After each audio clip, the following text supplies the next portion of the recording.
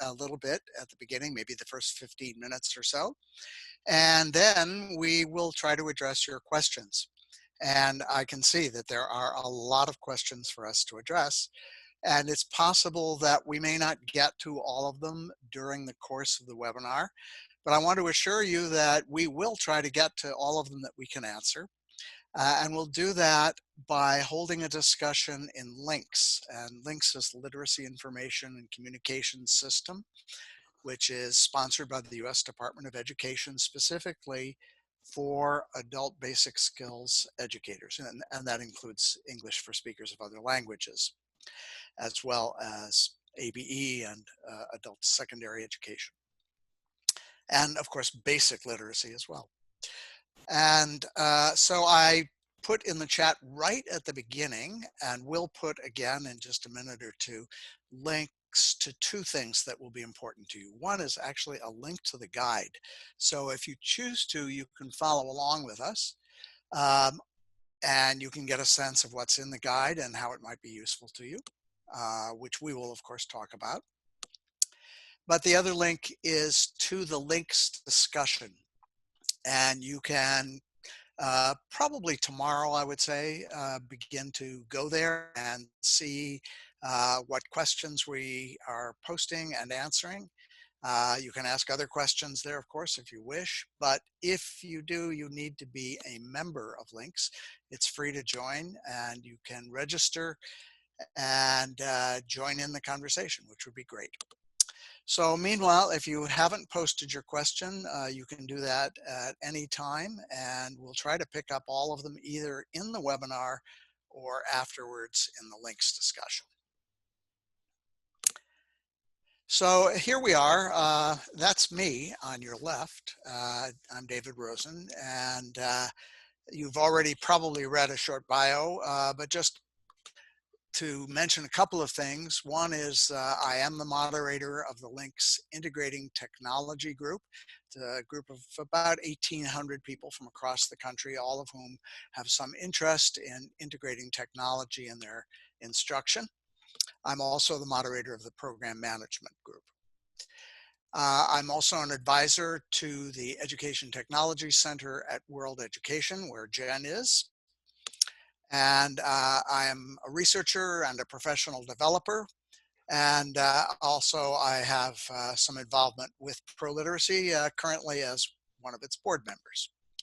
Jen, would you like to introduce yourself? Yes, hello everyone. I'm very happy to be here. I have been working as the director of the digital learning and research at the EdTech Center at World Ed for a few years, where I facilitate the IDEAL Consortium, which is a professional development community of practice focused solely on figuring out how to share expertise around distance and blended learning. My other work is in conducting field studies of new and promising ed tech.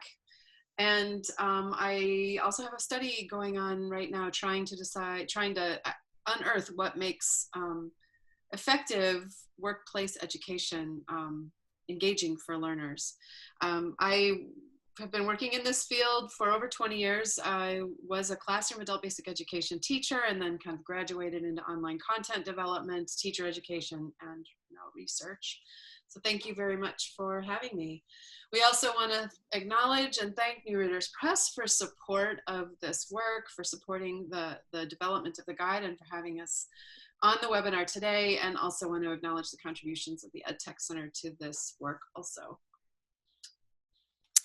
So we mentioned earlier, and it's in the chat, so you can just click on it there, with the guide that we're going to be talking about today.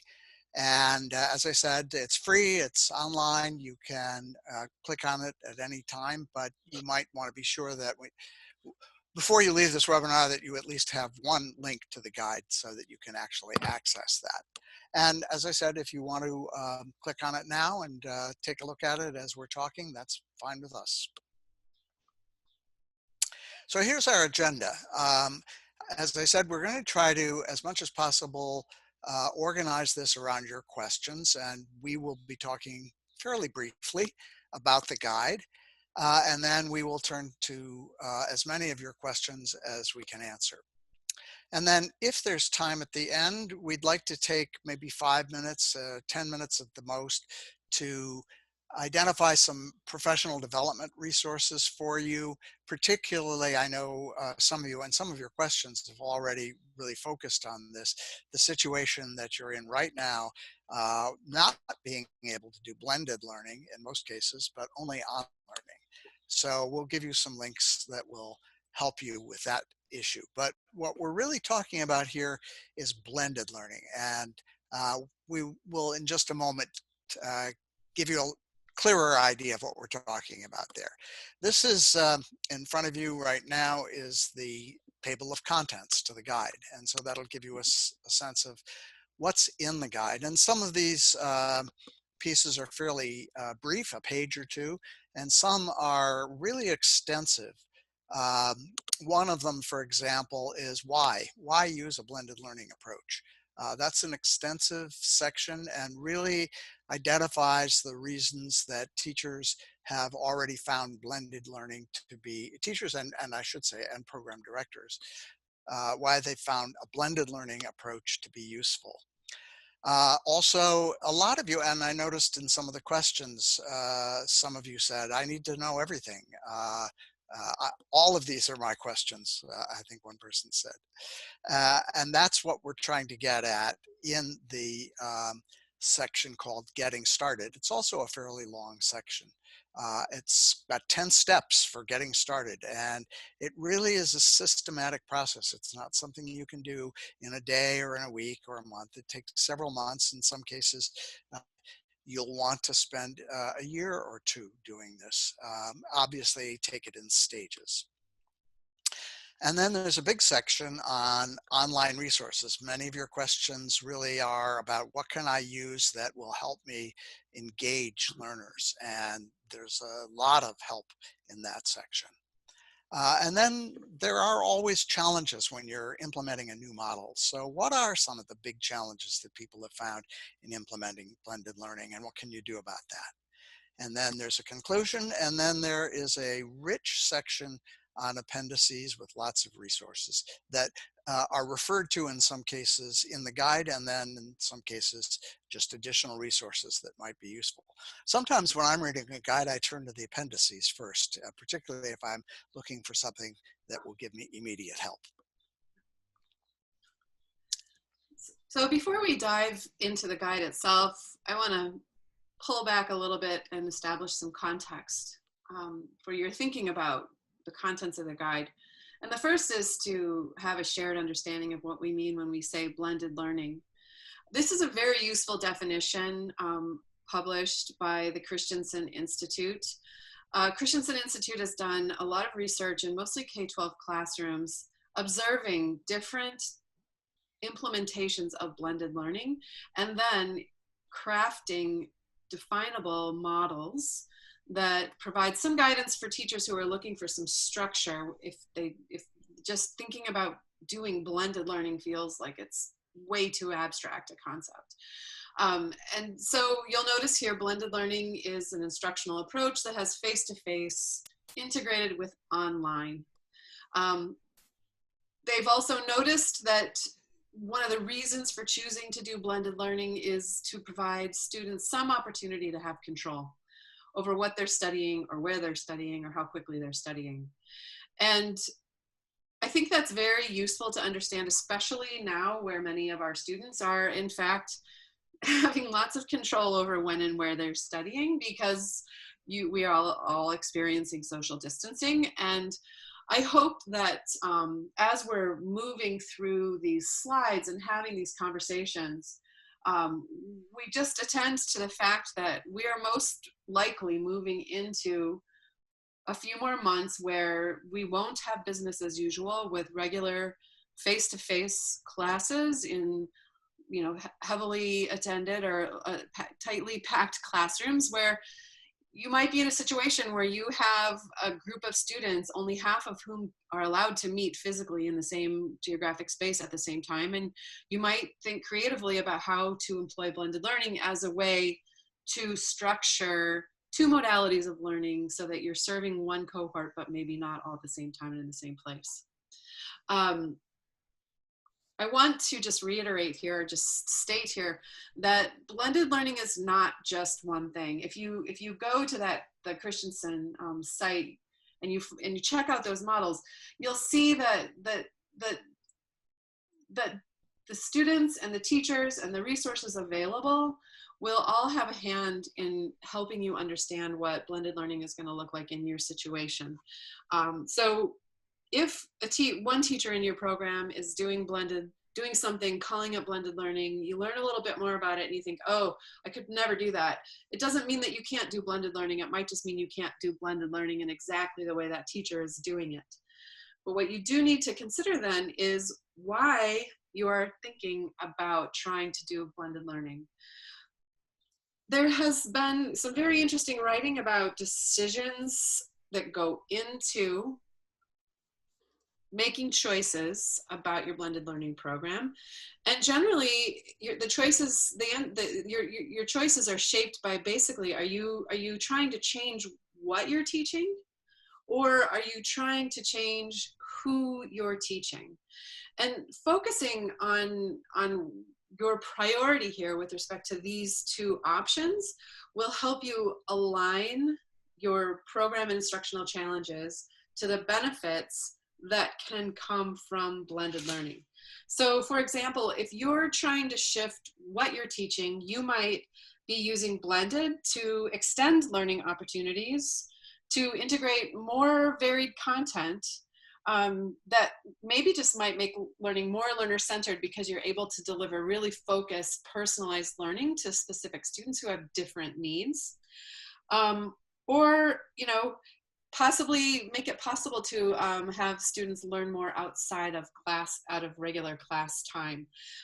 Maybe you need to cover more content in a shortened amount of time for a particular learner because they're leaving at the end of the month or whatever. So you could actually add more content. So you could personalize by making content more relevant, or you could intensify by adding more content. If you are thinking about who, you might be trying to reimagine your instructional opportunities that you're providing so that you can reach new learners who you might not have ever reached before. So, say you've got a workplace education program and there is a third shift of employees who you've never seen before because you don't have a teacher who's going to go in at 11 p.m. But maybe you could think about how to creatively use synchronous learning via Zoom for maybe like an hour a week, and then have those learners work asynchronously on their own in some sort of online learning tool. So you've reached a whole new set of learners who you hadn't previously considered as reachable. So I just encourage you to keep this in mind, because we don't just do blended learning because we want to do blended learning. You can try that approach, but if you're more focused and you're really thinking about your intention, chances are you're going to be making decisions to shape a program that actually is sustainable and more relevant for your students. So at this point in the, that's sort of the end of the presentation. We encourage you to dig into the guide on your own to learn, for your own self-exploration. But at this point, we are going to turn to your questions. And the rest of this presentation is going to be in response to what you want to know. So I haven't actually, I am going to stop sharing my screen actually. And I'm just going to stop presentation mode. And at this point, I'm actually going to go to the guide itself. And we should pull up some chat questions. Yeah, I have actually, Jen. Okay, So, there are a lot of questions. It's very clear to me we're not going to be able to address them all in this period of time. And some of them actually are questions that are about good practice in general, not specifically good practice within blended learning. And blended learning can help you improve your practice, but is not necessarily the answer to everything you want to do. So we'll try to make that clear as we answer these questions. Let me refer to one of the questions which really summarizes several of the questions that have been asked, and it's around student engagement. How do you get people there? How do you get them to do work? How do you get them to feel comfortable in the oral and the written environment? Jen, do you want to comment on that? Yeah, so I think, you know, we might think about this from the perspective of what blended learning looks like in the guide. Um, there are, I don't think that there is one answer to all of those questions. Again, I think it depends on your program. Um, and so I think that's around page 30. Is that correct, David? What blended learning looks like? Let's see. Yeah, here we go. Okay, Actually, I yeah, found it. there you go. So if you, so in this section of the guidebook, you are going to see more writing and more explanation of the sort of two dichotomies that I was explaining to you. You know, are you addressing what is taught, and are you addressing who is taught?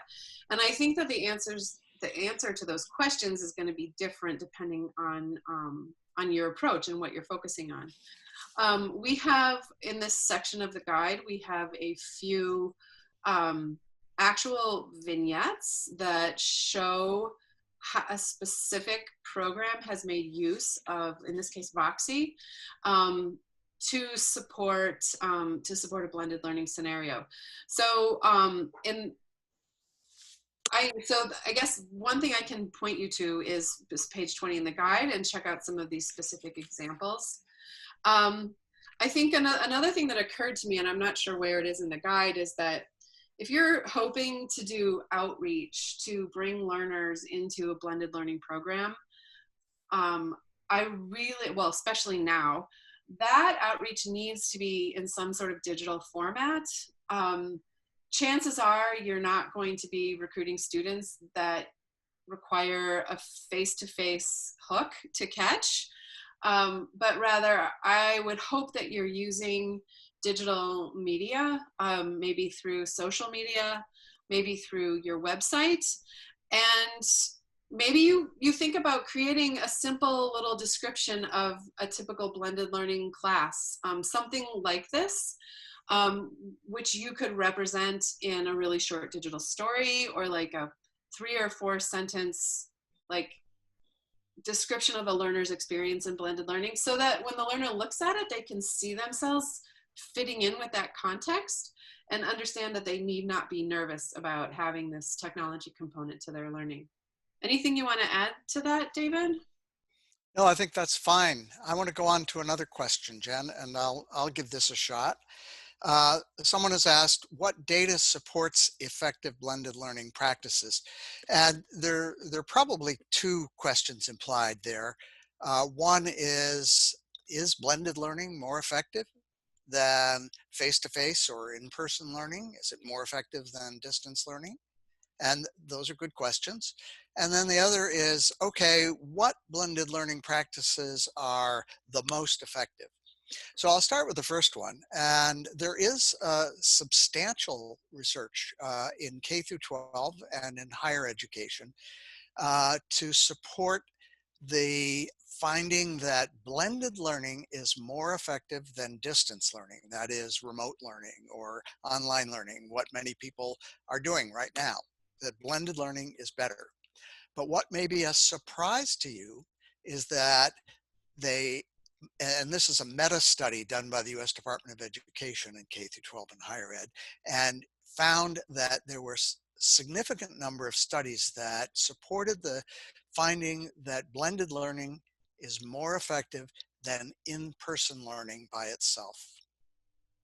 So that's something to think about. And you might say, well, really, why is that? How could that possibly be true, that blended learning could be more effective than in person?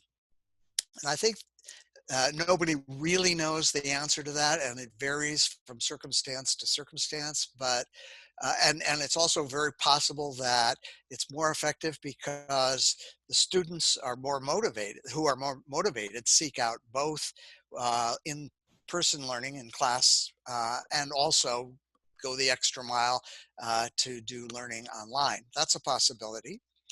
But it also is very likely that what happens here is that through blended learning, you extend time on task. So maybe your classes are 4 hours a week or 6 hours a week. That's fairly typical, occasionally up to 10 hours a week. But then you extend that by providing related online learning so that students get more practice, they get instruction in different ways. They get it not only from you in person, but they get it from a well-developed video online that they can watch more than once. And the video might be made by you as a teacher. It might be an open education resource that you found. It might be a YouTube video that you found that you think really does add significantly to what you're able to do in person. So there are lots of possibilities here, but I think it's important in terms of this question, what data supports effective blended learning, that there is some. And there's a lot actually in K through 12 and higher ed. Now you might say, well, is there any in adult basic skills education? And the answer is not much. But one piece of research that the guide points, in fact, extensive piece on this in the appendix, is there is a group in Texas, TEAMS it's called. It's part of the Texas Workforce Commission supported adult basic education system in Texas. And for several years, I think 8 or 10 years now, every year for every program in the state, they've looked at the outcomes from in-person learning, distance learning, and hybrid learning. Now, you might say, well, what's hybrid learning? Because we haven't talked about that. Jen earlier mentioned that blended learning is an integration of online and face-to-face. Hybrid learning is sort of the larger category into which blended learning falls. It is a combination of some kind of face-to-face and online learning, in-person learning and online learning. So it isn't necessarily integrated. But what they found in Texas, and this is a finding that has been consistent over several years from all of the programs in Texas, is that the students who use a hybrid model, combination of face-to-face and online, do better than people who do just in-person learning. Again, that's one state. It's not universally generalizable to your programs in your state, but it is an eye-opener and is significant evidence for us to go forward, not only to do blended learning, but I might add as a researcher to do more research on adult education and blended learning so that we could answer the second part of what this question might imply, which is, okay, so what are the best blended learning practices? But Jen earlier made a really important point here, which is that there is no single best blended learning model that has been researched and found to be the most effective model. And my guess is we're not going to find that. What we're going to find is that there are different models for different purposes, different populations, and for different levels of those populations. So there might, for example, be a better or best blended learning model for English language learners at a beginning level. I know some of you have asked questions about that. And that is supported by research. I mean, we do have some anecdotal evidence that there are models that are better, but not any yet that are supported by research. So that's a long-winded answer, but it's a great question. I'd like to move on to the next question. There was a question about digital literacy and the importance of supporting digital literacy and digital skill development for learners who were considering blended learning.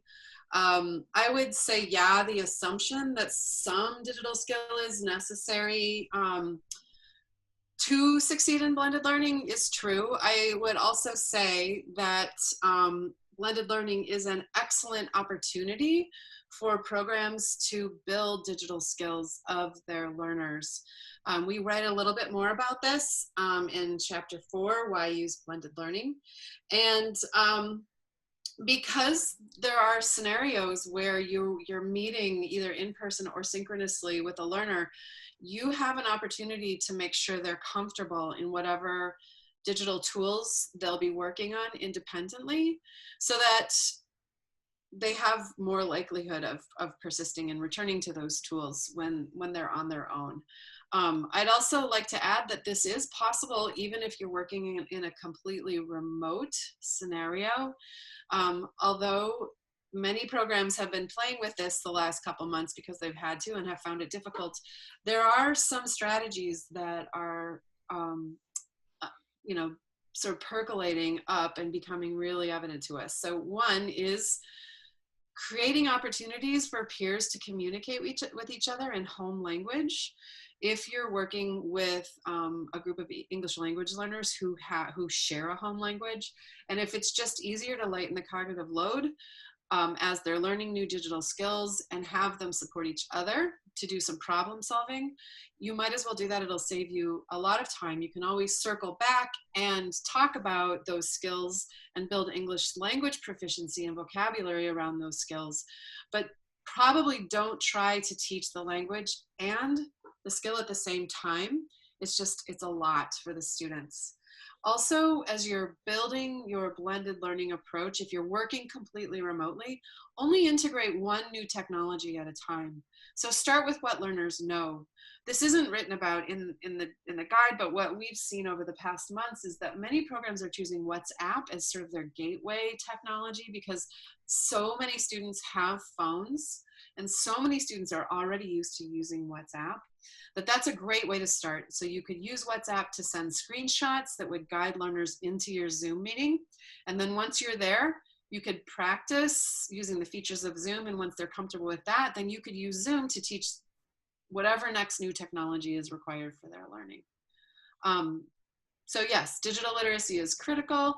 It's also essential that you use your time with your learners to build their digital literacy skills. Next question, David. Sure. Jen, you answered a question that someone asked, is there a useful way to have students do assignments and return assignments by cell phone? And WhatsApp is a great answer to that. And some, particularly English language teachers, have found that they can use WhatsApp not just for communications, which most English language teachers know that their students have cell phones and that they use WhatsApp for communication purposes with friends and family in the US and abroad.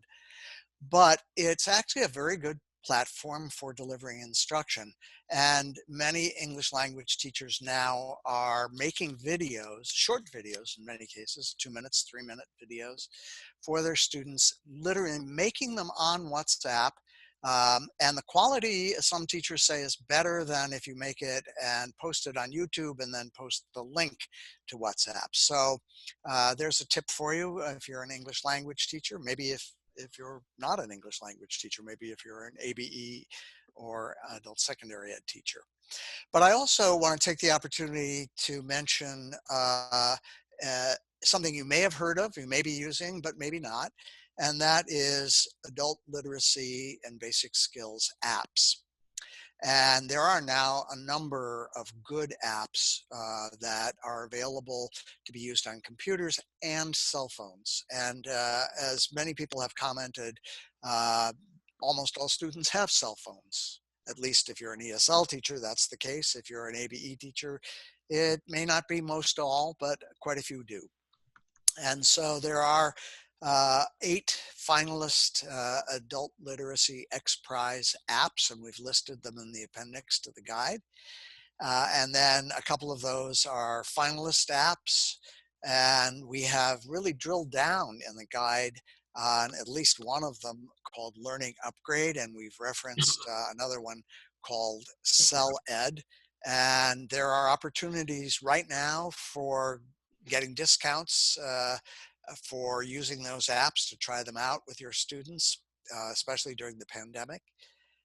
So we encourage you to look into that, and particularly if your students don't have computers. And by the way, you might be aware that this is a trend, that people are buying cell phones and not buying computers, and that people who never had computers or cell phones now do have smartphones, and that's the way they access the internet. So when we say blended learning and we say there's an online component and an in-person component, the online component could be only a cell phone, and that has limitations. We're well aware of that. I mean, if you're in an adult secondary education program and you're helping students prepare for their high school equivalency exam, they're going to need to have access to a computer someplace in that process. Because a cell phone is not necessarily going to help you with typing, although you can get fairly inexpensively now, you can get a keyboard, a full-size keyboard, a portable, a collapsible keyboard for any cell phone that costs probably around $30 on Amazon.com or any number of other sites. So there are some adaptations for using cell phones. And there are now an increasing number of websites that have been designed specifically for smartphones. And that's the trend. And developers are well aware of that. So that's going to increasingly be the case. So if you haven't looked into what's available for your students by cell phone, now would be a good time to do that. So there's a question about proxy contact hours that I try to answer really quickly. I don't think we write about this in the guide, but one of the things that is confusing about NRS guidelines, and when you're using those NRS tables, is that the table that is used for distance learners is table 4C, is for logging learner hours for learners who have 50% or more hours online. So we don't have NRS reporting guidelines right now that really give us a clear picture of what's happening with learners who work online but fewer than 50 hours. So I just want to acknowledge that when we're talking about blended learning, we're not necessarily talking about something that can be reported in a clear way in these federal guidelines. But it is possible to count the time that your learners do spend online within the online component of blended learning. And a new one that is popping up as teachers are creating more content. It's not new, it's always been available, but this teacher verification model of vetting and then assigning an amount of time for a proxy contact hour time to completed content. There are a few states that are really leading the way with this. Arizona has actually created a badged professional development model that certifies that teachers are able to make these time assignments. And I see that somebody's asked NRS. NRS is the National Reporting System. It is a system that if programs are getting federal funds, they need to use to log their hours. So sorry for that confusion. And then many of the online tools that you might purchase actually have a clock built into them. So learners are able to, their time is just logged, and you can get that amount of time for your reporting purposes directly through your administrative portal. And I don't have anything else to say about reporting. David, anything about contact time, or should we go on to the next question? I think we should go on to the next question. Somebody says, one of the things that he or she is interested in is how to effectively manage everything that goes into blended learning. And I think that's a terrific question, and it's a big challenge. So let me give it a shot, and then Jen, I think you may have some things to add to this. Mm-hmm. Let's start right from the beginning. Where do you start when you go online? And you start basically with two things. One is a platform that allows you to do real-time classes or tutorials. One of the most popular these days is Zoom. There are others. There are some that are free. Zoom has a free 40-minute option if you like. And then if you need more than that, you have to pay a monthly subscription. Not an outrageous cost, but it is a cost. And then there are others like GoToMeeting and any number of others, WebEx. So you need something to do. I a class, or if you're a tutor, a tutorial, and in real time. The other thing you need is a place, what Jen often calls a digital homeroom, a place where you can put links to all of the things you want people to be able to find, to assignments, to a calendar, when are your classes held, to other resources. If you have more than one login that is required in what you're doing, you'll want to put each of the logins there. And so when you say, David, a place, what does that mean? There are lots of options here. You could use, I'll start with the most complicated and the one that usually involves some cost. It's called a learning management system. There are lots of these. One of the first, let me mention a couple of free ones because I know people are more interested in free.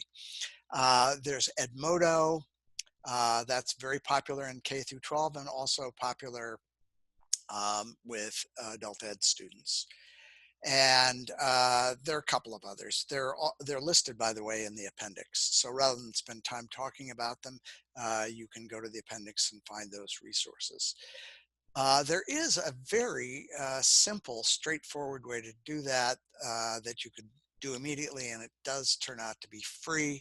You can create your own web page, and you can use something like WordPress or Weebly. Those are two free options. They're relatively easy to use. They can get very sophisticated if you want, and your students can access your web page with only a web address, and that's it. So you need those two things. Then beyond that, what many people are interested in is something more sophisticated. For example, an online course or an online curriculum. And there are free options and there are proprietary options. And in the appendix, we list some that are available from ProLiteracy, but we also list some free ones. Some of you might be familiar, for example, with USA Learns. If you're an ESL teacher, you might go that direction. You might already have one at your program, a proprietary one, such as Voxy or Burlington English. You might prefer to use that as part of your blended learning program. So there are lots of options. It can get fairly complicated. For example, another question that was in the chat was, how do we manage all of this and how do we know how students are doing? So one of the things that both Jen and I recommend is if you're using a proprietary program or if you're interested in buying one, be sure it has a learning management system, and that will give you learning progress on each student and ideally aggregate learning for your whole class, so that you can get the reports from that, you can use the data from those reports, and you know where every student is in that curriculum. It doesn't mean that you have to use only that online curriculum. You can, for example, supplement that with individual lessons that you have designed that are particularly tailored to your students, that the proprietary curriculum may only go so far with, but that you have some good ideas and resources for how to address. And you can, for example, link to those on your web page or in Edmodo or any number of other free integrated learning management systems. I'd like to answer, there have been a couple questions about access and what do you do if learners don't have access to the internet. There are a few resources mentioned in the guide in chapter 8. Everyone On is a possible option to help find low cost internet. Another option, which is more challenging right now, is to provide your learners with public access sites and maybe even like a map that shows them where they can go for public access. And then another thing we've been seeing are lending programs where In fact, the first one I heard about was in Fremont, California, almost a decade ago. The teacher wrote a grant and got a set of Chromebooks and hotspots and loaned those out to her students. And she always got them all back. The lending programs have tremendous success with care and return of the devices. And it is a great way to support access for learners who might only have access to spotty Wi-Fi on their handheld devices. So if you haven't considered a lending program, I would check into it. Chromebooks are relatively inexpensive. You can find some tablets that are not super expensive, and it's a great way to go.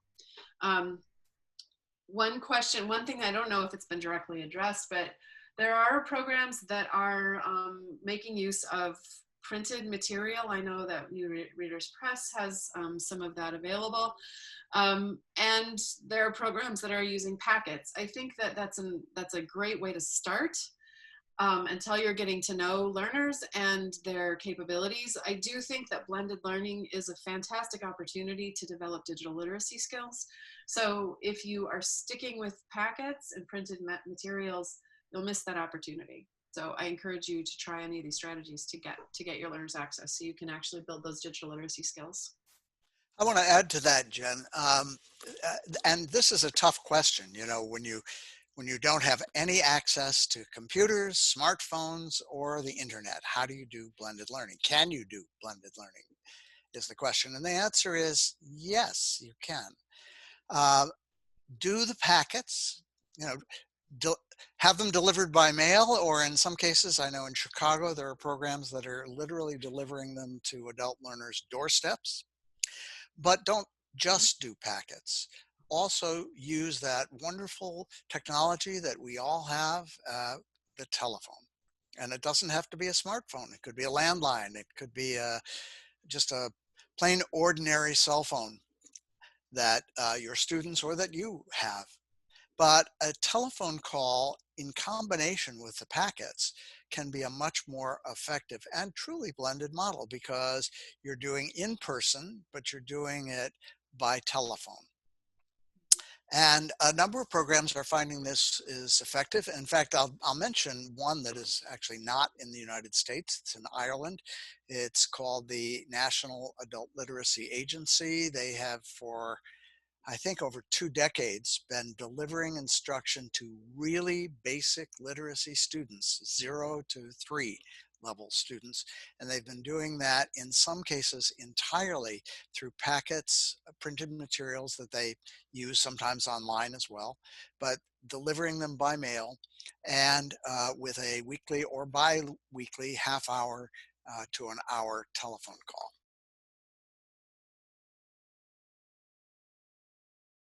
That work, particularly for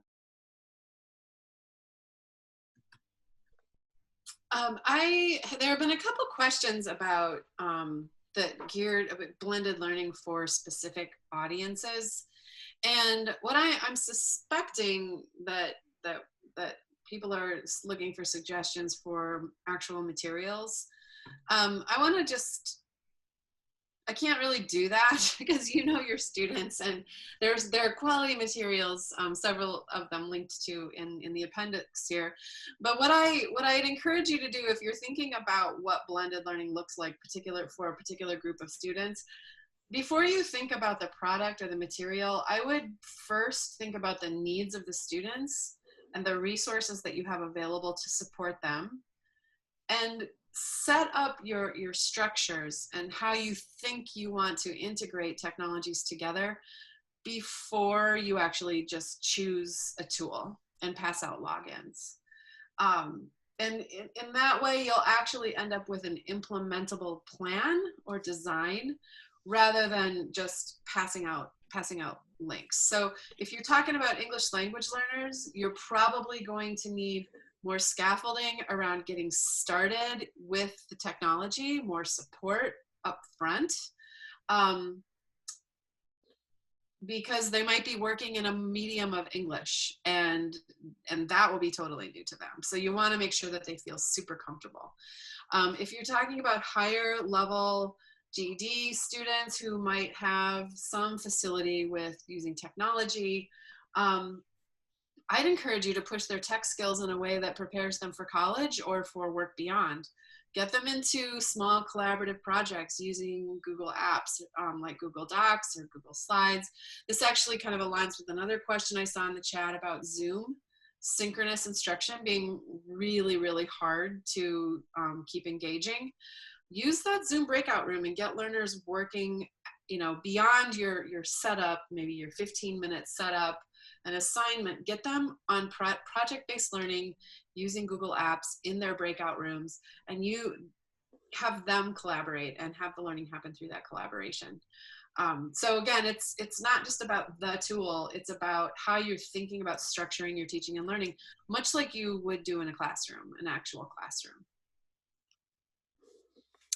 I want to pick up on a couple of questions. Somebody has asked if they can purchase the guide, and the answer is no. It's free, and it's online.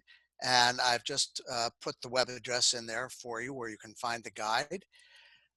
And also just want to remind people that questions that we have not answered, we can try to answer in the links discussion. And I'll put a link to that as well. But someone has not surprisingly asked, is there a way that we can find out what blended learning looks like? So Jen, could you go to, I think, page 20, 21 maybe, 21. And just slowly scroll down through that. You'll see on page 21, once we get there, there we go. You'll see Voxy, and Voxy is an English language program. It is supported and supported by and available from ProLiteracy. Then you'll also see Learning Upgrade. And we've done a case study on Learning Upgrade. There's a pretty extensive description of what Learning Upgrade is. This is an app that I mentioned earlier. And then as part of the case study, there are two examples, one in Palm Beach County, Florida. I think that begins on page 24. And then there's another case study on page 26, which is in the Public Library of Queens in New York City. And that'll give you a couple of pretty in-depth examples, but altogether in the guide, we refer to 4 blended learning models. And as Jen pointed out right at the beginning, there are many blended learning models. So that's just really a small sample. And as blended learning catches on in adult basic skills education, there will be many more, and I'm sure they will be documented, and we hope that we may be part of the process of documenting them. I want to mention, by the way, that early on in this discussion, we tried to address the question of what's the data to back up the effectiveness of blended learning models and particular models. And I mentioned that we don't have a lot of research on particular models yet used in adult basic skills education. And so if you are developing a model, we certainly hope that you will build in an evaluation component if you can, or if you are a researcher, that you will look into doing research on specific blended learning models for specific populations and levels, because that's the kind of information that teachers and program directors really want. I want to point out one other model here. You might have a scenario where you're not working, maybe you're working in a CBO that relies on a lot of volunteers, and you're leaning really heavily on your online tool for instruction. It is still impossible to consider this a blended learning scenario. And for example, you can do so using this structure of an English Now learning circle, where students might even now it's happening, where students might convene in a Zoom setting with a tutor or a facilitator, and they might work independently on the same app or tool in their own homes, but check in with each other if they have questions to the facilitator or to each other. And then that's supports their engagement within their own personalized independent learning. So I encourage you to check out Appendix D for an example of what these learning circles look like. And I also chatted a link in the chat to our EdTech Center webinars. We had Literacy New York, who is the creator of We Speak NYC, do a lightning talk, a very short webinar on how to do virtual learning circles. So I encourage you to check that out too. Jen, any last question that you would like to try to answer? We have about 2 minutes. There are so many questions. No, I think we could maybe move to our resources unless you see something you want to follow up on quickly. No, go ahead. Yeah, because we did say we would try to do that. Okay. Let me go to.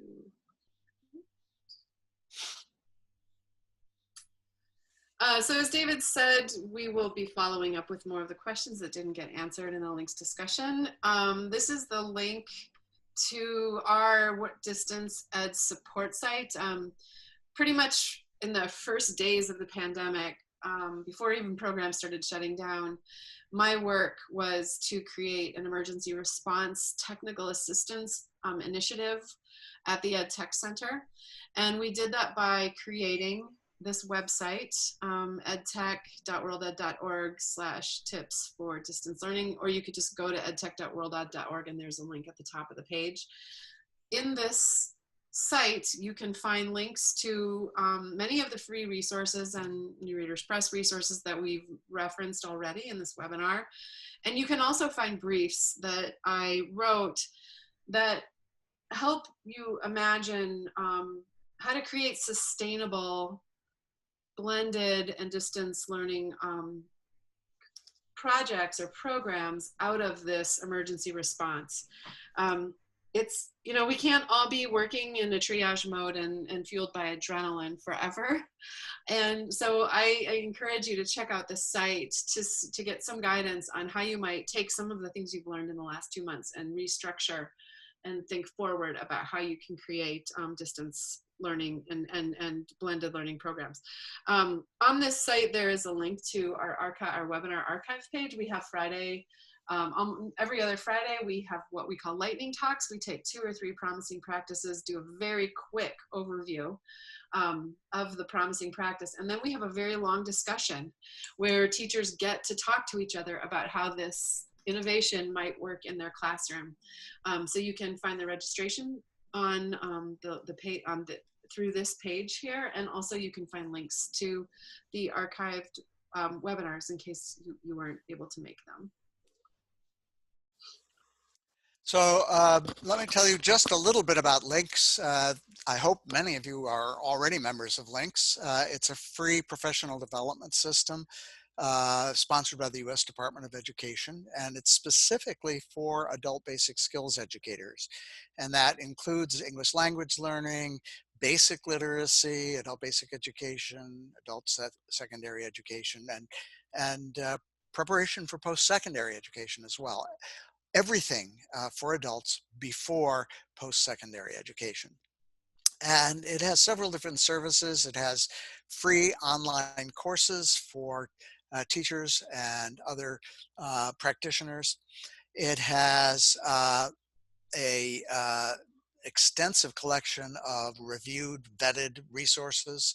And it has a fabulous search engine. You can see actually in the upper right-hand corner, this white space with a little magnifying glass. That's the search feature. So you can just type in something that you're interested in and find out if Links has some resources for you on that. But mostly I want to tell you about the community of practice, the COP, also known as the community. And we have a number of different kinds of discussions there. This discussion will be carried forward in the Links Integrating Technology group. And when you go to Links, you can log in to the Integrating Technology group and read the discussion, the follow-up discussion to this webinar.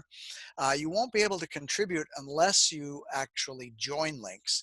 And if you go to the help section here, you can see that in the gray menu, sort of halfway down this page. And click on that, and it'll say, how do I register or how do I join? And you'll get the information for doing that. And then you have to actually join the Integrating Technology group. So once you do that, you can actually post a question, or you can respond to a post. You can become an active member of this community of practitioners in adult basic skills education from all over the country. I've just included 3 fairly recent ones that have been very popular.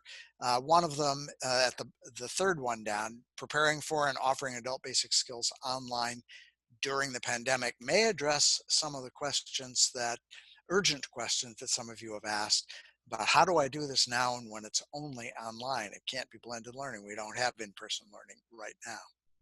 So some of those questions may be addressed there. There's also an extensive discussion with participants in the Illinois Digital Learning Lab that took place over a week. It's a wonderful experiment that some of you may be interested in, and lots of questions and answers there. So the last thing we want to leave you with is the pro-literacy resource site, and here's a slide about that. And you see the link to it, proliteracy.org/health, and that's because it was developed specifically in response to the urgent needs that people have in delivering instruction during the pandemic. And so if you go to that link, you'll get some help. Well, I think we're just about out of time, and it's been a pleasure to be with you today. Our email addresses are at the bottom here, and feel free to contact us, and we'll try to give you some help if we can.